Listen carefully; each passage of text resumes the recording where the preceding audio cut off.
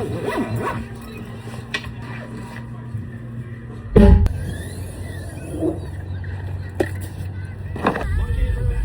going on, guys? Just got done with the gym. I didn't really record in the gym because I'm kind of still new to recording myself.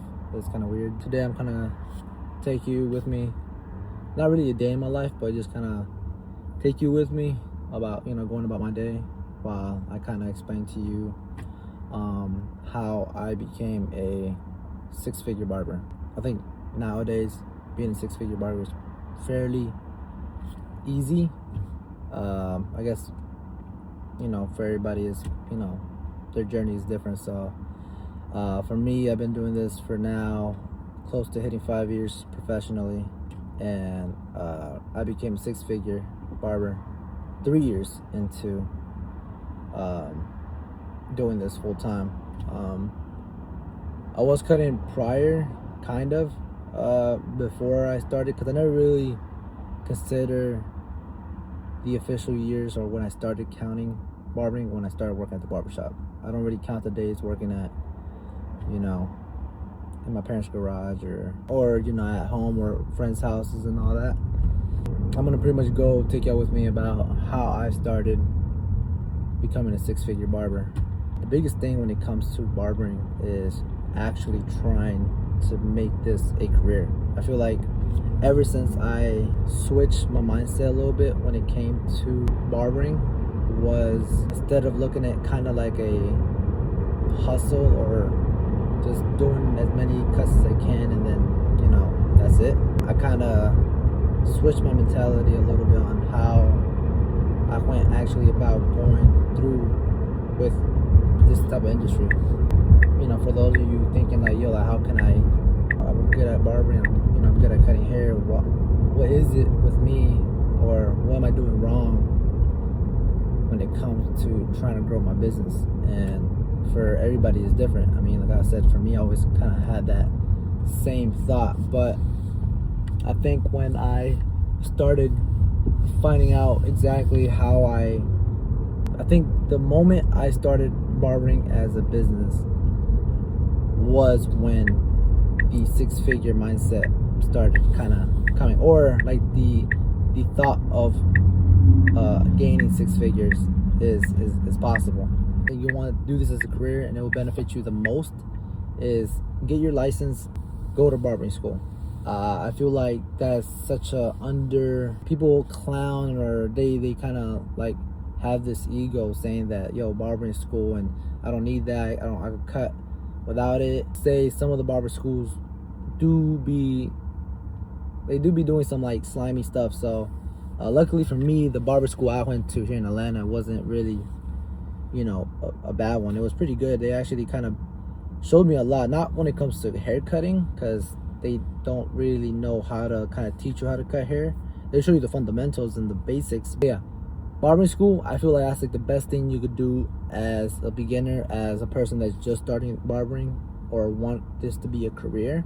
I think that's like the first thing you should ever do when it comes to this barbering. And like I said, obviously you want to know how to clean, how to disinfect, and not saying you can't look that up online, but like I said, they kind of teach you the proper way of how to do everything properly. There's a lot of reasons why I say push for barbering school. The fundamentals, the mentality, and the school and the good instructors that will kind of show you and guide you in the sense of how to run it, and how to act accordingly, and customer service and all that, because those some things that are like they can't teach you. Soft skill is the hardest skill, because it's so simple that they kind of get overlooked, and that will kind of separate you from just being a barber, like a regular barber, to a master barber. There got to be a little blueprint. There's got to be some structure when it comes to it. It's really hard to keep it consistent and be successfully consistent throughout the whole, throughout the year. I think that's one aspect, and that's kind of leading to the second kind of point, going to the barbershop. Like I said in the very, very beginning, that's kind of the biggest thing that I felt that I seen propel me to a whole different level. Mind you, I wasn't really that good. I wasn't, there was people that was way better than me, way more skilled and experienced than me.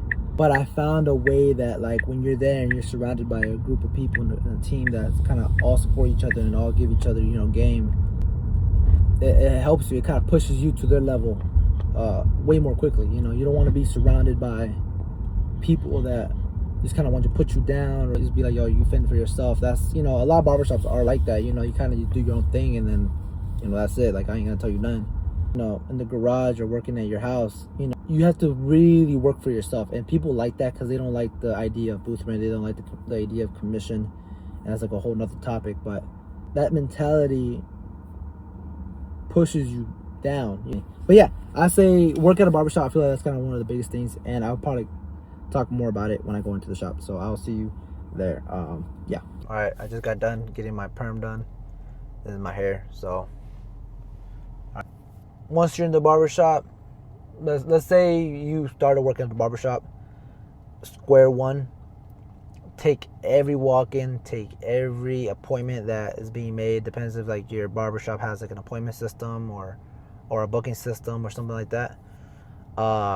Try your best to be known in there. If you're a guy that like don't like to talk or you're very quiet, like how said I am like that. I'm very quiet.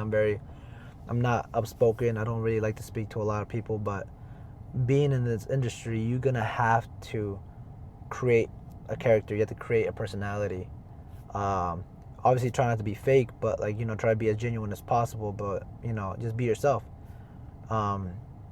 But you have to kind of throw in a little bit of like faking it, of like, you know, being outwardly and being able to like try to get along with as many people as possible, because this is a networking type of job. Like, you're gonna have to know people and they'll put you on to their people, you know. And you just gotta adapt, you know. Like I said, if you're not talkative, this job is gonna force you to talk, you know.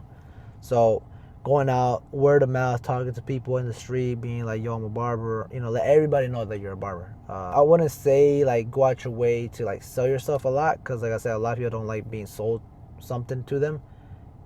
So like your best bet is obviously try to hand out business cards. Like I said, I think me personally, I think business cards are a day in the past. Those things doesn't work no more. Social media is your business card, so if I were you, focus more and spend more money on social media than you would on business cards. There's now business cards where it's like just one card and you can tap on their phone and they will get all your information. So there's many ways to go about it, and I feel like your first thing is stay at the barbershop, be consistent.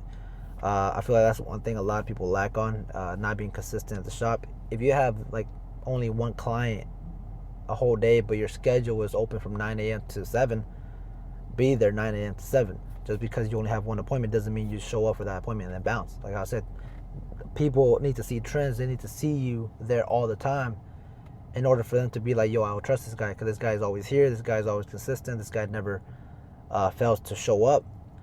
This guy's here whenever I need him. So there's these things where like you build this trend and you build this type of kind of like routine that people are starting to see you. Like I said, for me at this barbershop, you know, or even at the other barbershop, pretty much any barbershops I've been in, I've only been in 2, but you know, I'll be there from this time to this time, even if I don't have appointments in between. You know, like I said, I'll be there at 9, I'll get out at 7. Even if I cut 1 or 2 people, you know, I still was there at that time. It sucks, yes, I know it does. It's pretty rough. It's not like a good feeling. It makes you want to rethink your decisions when it comes to the job. But like I said, you're gonna have to put those hours in, and constantly kind of show up, and then get to a point where people starting to recognize you, people starting to trust you, people starting to talk to you. I got a lot of clients like that like, you know, they will see me at the shop. I'll say, what's up? Hey, welcome in. How you doing? To a point where I kind of get close to them, to where like they come in and I talk to them, boom, boom, boom, and then they will go with whoever. And one day we just got to a point where we built this relationship that like he's wanting to just come to me now because the other barber didn't show up, or the other barbers always no showing him or wherever. You know, they're like, man, where's this barber at? I'm like, I don't know. He said he's on the way, whatever. Boom. And then, you know, he was like, you know, I'm gonna book with you because you're always here. And then I got him, and then I still cut him to this day. So stuff like that will happen around the barbershop, and you're gonna have to put in that time. You have to be consistent in everything. You have to be consistent in your schedule, your cuts, your personality, you know, your character, everything got to be consistent. And that's pretty much the biggest thing when it comes to working as a barber, is being consistent in all aspects, your customer service, everything. Barbershop, after you get your license, work at the barbershop, and then start growing from there, right? That will get into the next aspect is social media. I feel like social media is a big thing. Like how I said previously that business cards are a day in the past. Social media is pretty much the gateway. That's kind of like the business card. That's your portfolio. That's your kind of showing the world that this is the work I could do. You know, and you could just book online, and that leads sales, and that leads people into your link, and then, you know, you get yourself a client. I got people from every parts of Atlanta coming over. I got people from like driving an hour, 2-3 hours away just to get cut or permed by me. So social media is very powerful, and you just got to find a way to, you know, use it. There's obviously levels to each one of them. Those are kind of like the main things that me personally, I could say, have helped me propel my business to where it's at now. Yeah, there's small, like, there's a lot of branches that kind of lead out of each one of those things. And this whole video will be like an hour long, but I'll probably make videos later on exactly, you know, breaking down each category of that. But yeah, those 4 things: get your license, go to a barbershop, be consistent in every aspect, and social media. When I tell you it's that simple, it really is that simple. There's a lot, you know, barber gurus and people that are telling you like there's more to it, and then you're gonna have to, you know, buy their course, and you're gonna have to do all these things to like be successful. And if you don't buy my course, you know, you're gonna be stuck working 9 to 5. You're gonna be stuck charging a certain amount of money. That's all fake, man. I said I could tell you every aspect. I could tell you everything I have done to become a 6-figure barber, but it, you know, it worked for me, but I can't guarantee it worked for you, because like I said, you and me are 2 different people. I could tell you, I'll give you the whole blueprint and exactly what I did and all the mistakes I've done to get to where I'm at now, and give it to you, and you will still probably not be able to do it.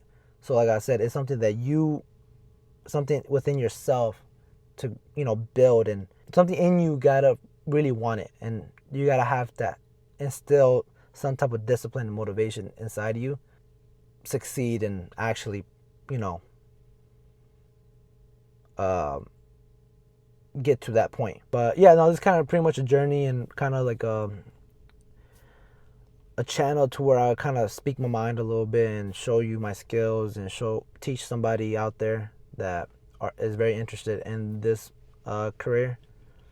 And yeah, man, like I said, my name is JD. I don't know what type of video this is gonna be, but like I said, this is kind of one of my introductions. So yeah, man, I'll see you on the next video. Like, subscribe, comment, and I will see you on the next one. Peace.